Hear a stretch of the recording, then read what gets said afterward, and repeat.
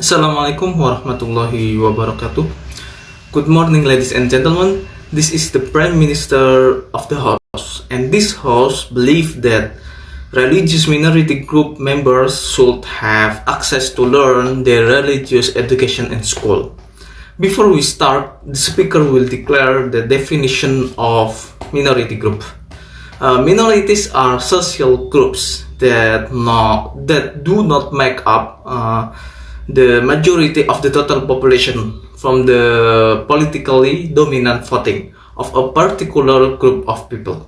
Minority can also refer to subordinate or marginal groups.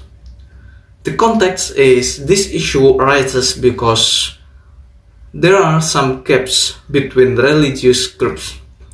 We know that Indonesia is a diverse country, be it in terms of race, culture, or even religion. There are 6 religions in Indonesia and they have their own differences. Religious differences in Indonesia in the form of holy books, holidays, or religious ceremonies performed.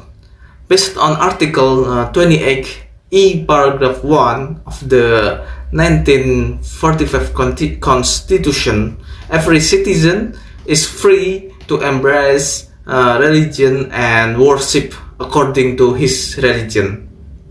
Due to the large number of Indonesian people, it will automatically form a majority group and a minority group. Likewise with religion in Indonesia, the religion of the majority of Indonesian people is Islam religion. Because of these many differences, sometimes conflicts arise between the majority and minority groups. The conflicts also sometimes extends to social inequalities in everyday life. Therefore, to minimize this gap, there are many demands that must be carried out, both by the government, which is then determined through regulation, as well as from the community itself, which is then enforced as social rules in order to create peace. These demands take many forms, both in terms of public facilities, community life, and also in the political field. This house believes that religion minority group members should have access to learn their religious education in school. So the argument is, with this policy, we can minimize the gaps between the majority religious groups and minority religious groups and avoid religious conflicts. Sometimes there are often religious disparities in Indonesia, such as unavailability of places of worship for minority groups, or even those who are minorities prone to violence. The targets of the violence took many forms, one of which was take effect of religious fanatism that led to intolerance and led to terrorism incidents, such as bomb attacks on churches, because they believed that they would be martyred if they killed people whose religion was different from their own, even though it was wrong. By implementing a policy that minority religious groups also have the right to learn their religion at school, this can minimize gaps.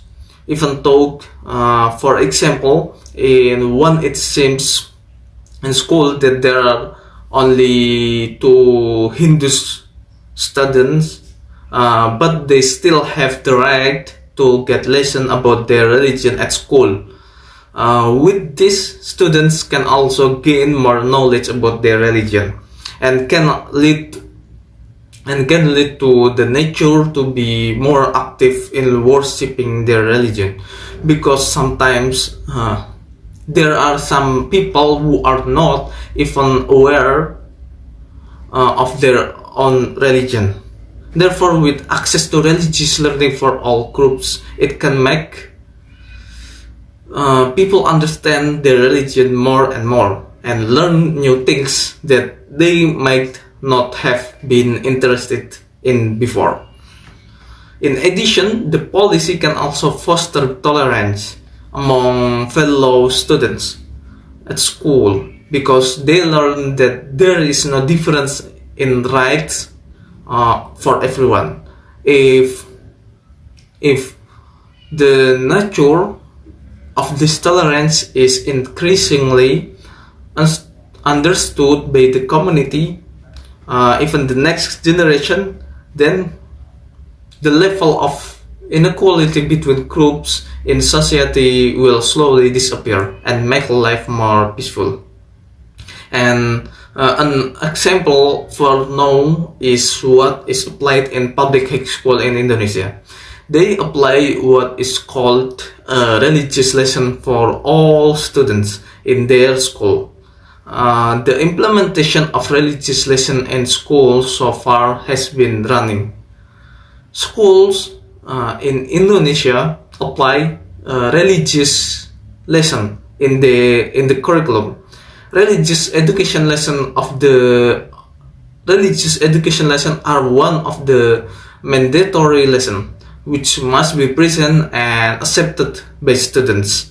If it's a private school in Indonesia or sekolah swasta, they sometimes have their own rules according to their religious characteristic or the name of the institution, such as SMK Muhammadiyah or SMA Kristen, etc.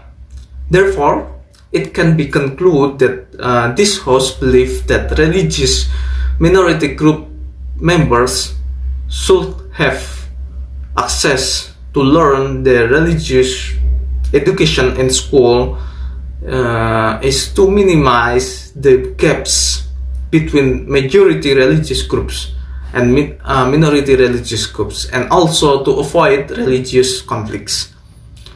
Maybe that's all. Thank you very much. Wassalamualaikum warahmatullahi wabarakatuh.